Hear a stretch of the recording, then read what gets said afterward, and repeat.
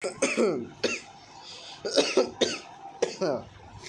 what's up guys, Matt Cook here, and today I'm making a brand new Dead Me reaction video guys, and today I'm going to be reacting to Freddy vs. Jason 2000 Haircut Origin Friday edition reaction. Again, this is a Reupload reaction, so yeah, the Friday edition. This is the Friday one, and there is a Nightmare one as well. And by the way, I'm not going to react to the Nightmare until later on. So for now, I'm going to react to the Friday one. I think today I'm going to finish the Friday 13 Kill Count series, which is going to be, I have two more. Technically one more, because I'm going to finish this reaction, which is for Freddy vs. Jason, and then the next one is going to be Friday the 13th. And there you go, that's it, I'm done. So yeah, and I hope you guys enjoy this one. So yeah, let's start the reaction again. I don't need to say anything else because this is a Reupload reaction. So yeah, let's start the reaction. Alright, hold on a sec, T 2 1 and play. Welcome to the Kill Count, where we tally up the victims in all our favorite horror movies. I'm James A. Janice, and today we're looking at Freddy vs. Jason, which could be considered both the 8th Nightmare on Elm Street film and the 11th Friday the 13th. The film was released in 2003 after spending over a decade in development hell, and a full decade after Freddy pulled Jason's mask into hell. I have to admit, it's a little weird going over this without having rewatched the Elm Street series recently, but I'm not rushing to watch those 7 films after getting through all these Friday films, so... Yeah, you know what guys, I might do that too. When I finish this Kill Count, when I finish reacting to the Friday 13 Kill Count, I might react to the Nightmare on Elm Street and Nightmare on Elm Street. Why I cannot say that word? And Nightmare on Elm Street. I go to react to that as well, but not right now. In the future, yes. Not next month. I don't know. Well, fuck it, we're doing it now. This film is really a mixed bag for me. The whole thing has an air of superficiality to it, compounded by the shallow characters and everyone's fake breasts. Plus, director Ronnie Yu is a big fan of that choppy, slow motion effect, and making everyone fly through the air when they're hit by something. Two things that really annoy me. But on the other hand, it does deliver on the matchup of the century, giving us plenty of screen time with Freddy and Jason beating the shit out of each other. And you've gotta understand just how big this movie was for the horror community. I mean, this coupling is something that horror fans have ached for since the 80s. The studios literally went through a dozen writers and over a dozen screenplays trying to figure out the best way to pit Jason and Freddy against each other. And to this movie's credit, the premise they settled on is actually a pretty good one. The kids in Springwood don't know about Freddy anymore, so he can't affect their dreams, leaving him powerless. Being dead wasn't a problem, but being first shot, now that's a bitch. Freddy manipulates Jason to come back from hell in order to scare the kids into thinking Freddy's back, so they'll start dreaming about him again and bring him back to power. Great, sign me up. Let's get to the kills. Alright. The movie begins with Freddy whining about how he was burned alive by the parents of all the little kids he murdered. There's a fun montage of kills from the Elm Street movies that really makes me want to watch those right now. And then Freddy says he searched through hell to find someone to kill for, landing on Jason. Through Jason's mask, we transport to what appears to be Crystal Lake, where a chick named Heather strips down and goes solo skinny dipping, because when you're in these movies, that's what you do. Jason shows up, so she runs through the woods until he appears behind her and impales her against the tree with his trusty machete. I'm still gonna count this one as a kill, even though Heather's not actually real, as revealed when she pops her head up and morphs into a bunch of different people. Pamela Voorhees shows up and tells Jason to wake up and get back to killing. Too bad for Jason that she's actually Freddy in disguise, and too bad for us that it wasn't Betsy Palmer. They asked her to do it, but she was very much done with this shit by then. Jason's heart starts beating and he wakes up, walking off into the night to kill again. The movie starts properly with a title card and some dreadful fucking music. It's time to meet our protagonists, who happen to live at the old Elm Street house. Our final girl is Laura, and her buddies are Kia and Gib. They're all pretty annoying. Do you guys think I should get a nose job? It's really one of the worst parts about this movie. These characters just plain suck, and it's a drag having to watch them for 90 minutes. The worst of them all is Trey, a guy who's a major dick to his girlfriend. Whoa, babe. Tell you about kissing me after you smoked, huh? Babe, make me ask you twice, okay? Babe, You know I don't like to be touched after, okay? Damn. Thankfully, he's the first to go. Damn. It happens as he drinks a post-coital beer. While his girlfriend Gib is in the shower, Jason shows up and stabs him in the back a whole bunch of times. Like Good. over and Thank over you. and over, Thank before you, folding him up in Jason. the bed like a human futon. Babe, you know I can only fall asleep when I'm shaped like a V, okay? Jason inexplicably leaves the other kids alone, who then alert the police, who try to cover up what they think is the return of Freddy Krueger. It's gotta be Freddy Krueger. Hey, don't even say that son of a bitch's name out loud. Laura overhears the name, and after talking to this goofy-looking officer named Stubbs, falls asleep at the police station right after. Oh my god, he's from Scary Movie. I recognize that dude. So yeah. Remembering Freddy's name.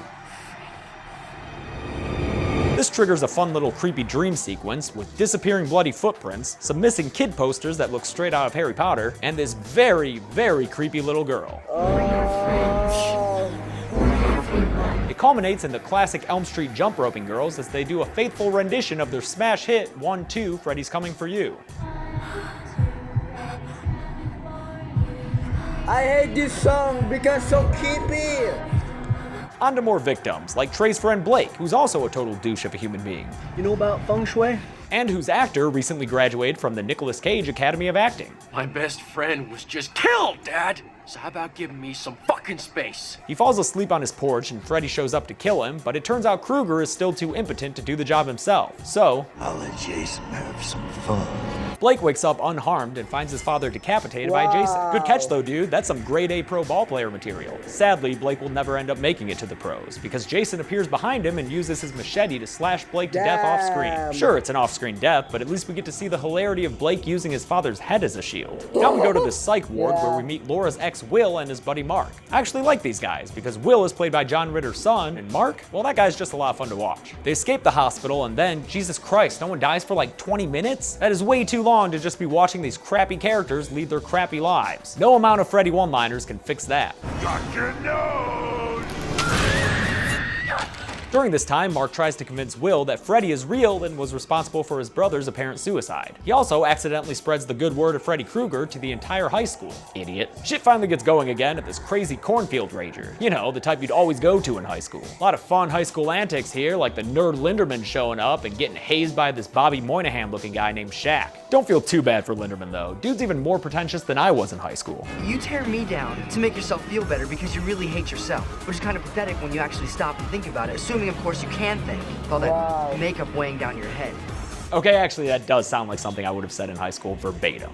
Damn it. Gib ends up passing out and during her dream wanders into a boiler room because I guess Freddy doesn't have the imagination to kill people in different settings. He stalks her around playing some of his greatest hits, but before he can kill her himself, she erupts from a real life wound, spitting blood in Freddy's face and disappearing from his dream world. Turns out Jason wants to party too, so he impaled her to the ground with a pipe. In the process, he also kills this ridiculous looking glow stick guy who was straight up about to rape Gib while she was passed out. It's another scene of sexual violence that I don't think was really necessary, but at least we get to watch Jason murder the would-be rapist with that big old rusty pipe. Fuck that guy. See you later. Jason emerges from the corn stalks like an oversized child of the corn and twists around this jock guy's head in a gross display of early 2000s CG. Seriously, there's a lot of that in this movie and it's a real bummer. Shaq lights Jason on fire with some Navy strength gin, but that doesn't slow Jason down at all. Instead, he walks through the cornfield ablaze in a very awesome overhead shot while Shaq runs away in that nasty low frame rate slow motion. Jason finally puts an end to the farce by throwing a flaming machete through Shaq's back and out his chest. Shaq spits up some blood onto the camera and dies. Also, how the hell did that machete stay on fire? Metal doesn't work that way. To make up for the 20-minute stretch without any kills, Jason goes on a killing spree in the middle of the rave. But all the kills are really fast machete swipes, so they're not all that satisfying. Especially this third one, look at this. Jason clearly misses with his swipe, but then the guy suddenly has a wound in the middle of his torso, spraying blood all over the place. Anyway, I count 6 kills here. Did I miss one? I don't really care. They're all nameless red shirts. Will drives Laura home while she argues with her dad in a weird subplot that doesn't have any reason being in the film. Something about her mom's death and whether or not her dad did it like Will says he did? I don't know. I have no idea why this is in the movie. Laura runs off with Will to Mark's house where Mark is having a nightmare about his brother's suicide. Great casting here, by the way. Those dudes legit look like brothers. Freddy lights Mark on fire just as Will and Laura show up at his window, so they get ringside tickets to Freddy killing Mark with a face slash. It's a shame too, I really like this character. But at least Freddy gave him this badass branding, which would make a sweet cover for his comeback album. The kids all get together with Stubbs to hatch a plan against Freddy and Jason. And this is where the movie gets pretty damn bad. Part of it is just spending more time with these shitty characters, including this dude Freeberg, who's a straight ripoff of Jay from the View-Askew universe. And screw that clown. I mean, what kind of a pussy comes after you in your dreams, anyway? Now, that big-ass motherfucker back at the cornfield. Tell me who the fuck that was. Snoochie Boochies! The other awful part is the real clunky exposition. Wait a minute. Freddy died by fire, Jason by water. How can we use that? We should concentrate on Jason first. But I thought we decided that Freddy was the one pulling the strings. Shouldn't we go after him first? Laura nods off and Freddy attacks her, and when the gang wakes her up, they discover she can pull stuff from the dream world into the real world, like Freddy's ear. They finally settle on a plan to go get dream suppressant medication from the psych ward. They break in, and the only security guard there ends up not being a problem, because Jason's knocking at the door and ends up flattening the security guard off screen for our 16th kill of the movie. The CG blood looks terrible, but it was probably way cheaper, and that's also probably why it's all over this movie. You know what's also CG and terrible? This fucking caterpillar thing that shows up and tokes down with Freeberg. Look, I'm down like Alice when it comes to getting high with bugs, but Freeberg fucks up and falls asleep, having a terrible nightmare before getting possessed by Toki the caterpillar. Then he spills all the drugs down the sink like a total narc. Not cool, bro. Jason shows up and smashes this electrical panel thing with his machete, enabling him to grab onto Stubbs and electrocute him in turn. He ends the kill with a classic Jason maneuver, taking out the power of the building at the same time. Then the Freddy-possessed Freeberg tries to stop Jason with a bunch of tranquilizers. He gets him in, but then Jason cuts Freeberg in half with his machete. I mean, in the end, it did knock Jason out, so I guess the plan was a success from Freddy's point of view, just not from Freeberg's, because, you know, he's laying there cut in half. With Jason unconscious, he finds Freddy in Dreamland, and they face off in a boiler room, which was probably a matchup in a WWE pay-per-view at some point. Even though this is sort of a warm-up bout, it's actually a fun fight. Freddy mostly has the upper hand, even playing Jason like a pinball machine at one point. Wow. That's fun. No, that's fun. But it ends in a very bizarre fashion, with Freddy figuring out that Jason is afraid of water, which makes total fucking sense considering all the fucking times Jason has handled water just fucking fine in this series. Damn, do these producers not give one fuck about continuity? Then Jason turns back into a weird little naked boy and Freddy jams his finger knife in his brain, causing us to go a level deeper like this is Inception or some shit. I don't know what's going on at this point, guys. I'm sorry. All I know is that the kids are driving Jason's body to Crystal Lake, which is in New Jersey, 8 hours away from Springwood, Ohio. Whatever though, just roll with it. They put Laura under so she can find Freddy, grab him, and bring him out to the real world. She visits a weird fucking dream world, guys, where Jason is still a kid getting teased by other campers, and Freddy fucks a dead chick. Like, really? What? That's just sick, dude. Freddy starts to drown Jason, causing Kia to reluctantly give him mouth to mouth, but when he wakes up, the whole thing goes to hell with the van crashing and his body flying out of it. This pisses off Freddy, who attacks Laura and then shows her a flashback or whatever of when he killed her mom. I don't know if I should include this on the count, but Kruger's only got one kill in this thing so far, so I'll just count it out of pity. Here, Fred, take my hand out. Movie's called Freddy vs. Jason. Freddy doesn't even do any killing. Should be Jason versus Freddy, really. Give the guy doing all the damn work top billing. After Freddy gets all sexual himself, the plan actually works, and Laura pulls him into the real world where he has a fight with Jason inside a flaming, burning building, which is what Freddy's afraid of, remember? Freddy died by fire, Jason by water. How can we use that? This is another fun little brawl, the first part of the gigantic finale. Highlights include Jason sweeping Freddy across a bunch of windows and eventually throwing him to high heavens with that stupid fucking flying effect that's all over this movie. During the fight, Linderman also got slammed against the wall and impaled with a metal bracket thing, so while Freddy and Jason duke it out, Kia helps Linderman sit against a tree. She says she'll be back for him later, but it's too late, Kia. Dude bleeds out and dies. Pretty lackluster way for any character to die in one of these movies, but he was a fucking nerd, so whatever. Kia then distracts Freddy away from Laura and Will, with both of them making very inappropriate remarks. Dark.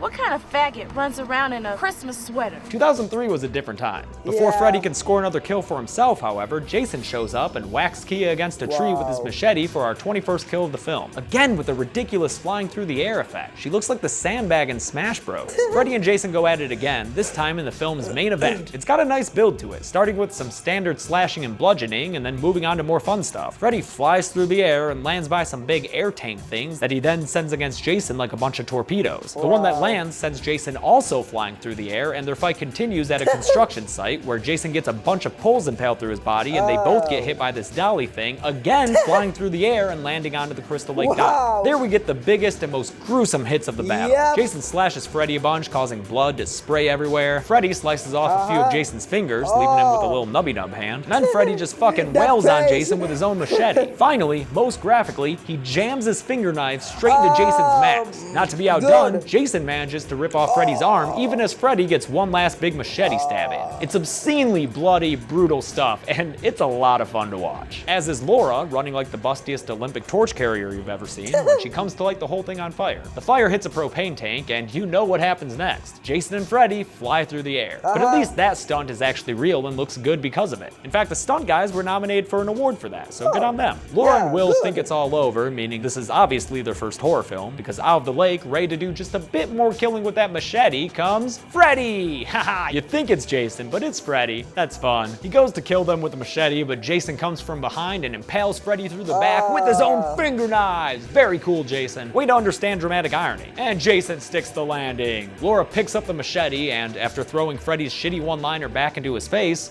Welcome to my world, bitch! decapitates the man in the red and green sweater, giving us a nice old fountain of blood and our 22nd and final victim in this movie. Good work, Laura, you did it. Afterwards, she tosses Jason's machete into the lake as a sign of what? Respect? Closure? I don't know, it doesn't matter. She and Will limp away through the burning campground, survivors of the greatest matchup in horror history. Now you may be asking why I didn't include Jason on the kill count. You stupid bastards, because of course he's still alive. The final shot of the film has Jason emerging slowly from the lake with his trusty machete in one hand and Freddy's head in the other, the victor of this epic showdown. Wait, did Freddy just wink at us? Too bad, Freddy, I'm still counting you as dead, mostly because you put up such a poor showing in this thing. Don't believe me? Let's go with the numbers. Snoochie boochies! I counted 22 deaths in this movie. Jason secured 19 of them and Freddy only had 2, with Laura nabbing the ultimate kill of Freddy himself. In a series low, only 4 of the victims were women, meaning 18 were male, giving us the new most imbalanced gender breakdown of the series, edging out Manhattan's 75-25 split. With a runtime of 97 minutes, we got a kill on average every 4.4 minutes, although that figure is definitely inflated by the Raver Massacre.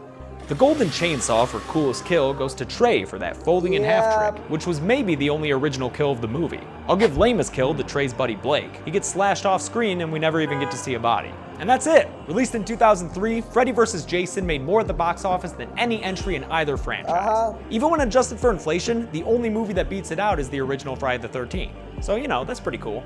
Still, the characters and the effects are a major bummer, as is the fact that the studio recast Jason despite Kane Hodder really wanting to do it. It still makes me really sad. Next up is the reboot that came 6 years after this and remains the latest Friday film to date. Until then, I'm James A. Janice. This has been The Kill Count. Hey guys, thanks a lot for watching The Kill Count for Freddy vs. Jason. I recently launched a Patreon, so if you feel like supporting me in this channel, you can go to the link in the description and check it out. Follow Deadman on Patreon. Support Deadman on Patreon. I offer various rewards for your monthly support, including early releases and exclusive movie reviews. Also, thanks as always to Bloody Disgusting for continually promoting these videos, and I'll see you next week for our final Friday the 13th. Okay, for now, yes, finally, yes. But in the later series, maybe let's wait for 2-3 more years, and I think we're gonna get another Friday the 13th movie. I hope. So yeah, anyway guys, hope you guys enjoyed this one, this Kegel reaction. You know what, this is one of my favorite ones I reacted to. So I have to give it 10 out of 10, rating 10 out of 10, it deserved that, oh my god. I don't care, 10 out of 10. So anyway, please like, share, comment and subscribe to my YouTube channel. For my Instagram, I'm on Twitter, with link in the description below, and that's it. Or if you wanna go subscribe to that video, link in the description below. And if you wanna go support him on Patreon, I guess I'm going to link that in the description. Why not? And if you wanna go check out the original video, link in the description below. And the next one will be my last Friday the 13th reaction. For now, my last Friday the 13th reaction. Bye. Peace. Adios. Bye now. Bye.